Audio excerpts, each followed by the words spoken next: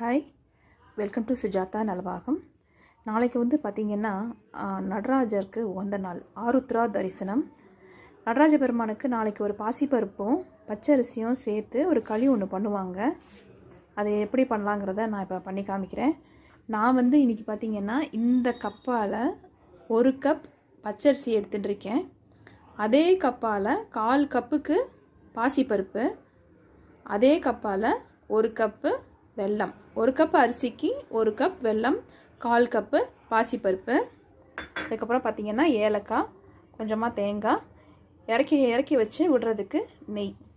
முதல்ல நல்லா பாசிப்பருப்பையும் பச்சரிசியாகவும் நல்லா தனித்தனியாக நல்லா ஓட்டு வறுப்பாக நல்லா செவக்க வறுத்துன்றணும். ஆற வச்சுட்டு இதை வந்து இப்போ ஒரு மிக்சியில் நல்லா கோர்ஸாக பொடி பண்ணி எடுத்துகிட்டு வந்துடலாம். களி வந்து குக்கரில் தான் பண்ண போகிறோம். இப்போது இந்த டம்ளரால் தான் நான் அரிசி எடுத்துட்டேன். அதே கப்பால் 3 டம்ளர் தண்ணி குக்கரில் விட்டுருக்கேன். நல்லா கொதிக்கிறது.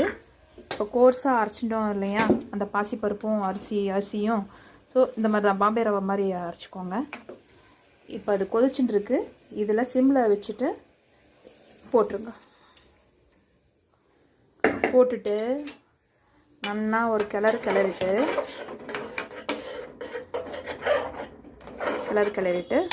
ஒரு 2 விசில் வரணும். நல்லா தட்டி தட்டாமல் நல்லா கிளறி விட்டுக்கோங்க. 2 விசில் விட்டு எடுத்துடலாம். இப்போ வந்து வெல்லத்தை வந்து நல்லா பாகு வச்சு வடிகட்டி எடுத்து வச்சுருக்கேன். ஓகேவா, அது வந்து ஒரு 1/2 டம்ளர். ஸோ மொத்தம் 3/2 டம்ளர் இந்த களி பண்ணுறதுக்கு. ஏலக்காய் பொடிச்சு வச்சுருக்கேன், அதையும் இதோடையே போட்டுடலாம். தேங்காய் இதோடையே போட்டு விசில் வந்துடுத்து. அதை இதில் விட்டு கிளறிடலாம் நல்லா.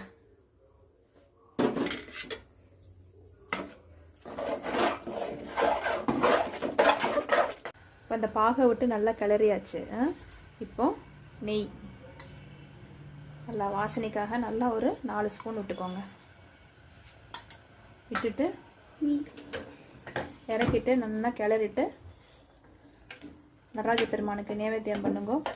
அடுத்து ஒரு நல்ல ரெசிபியில் பார்க்கலாம். தேங்க்யூ.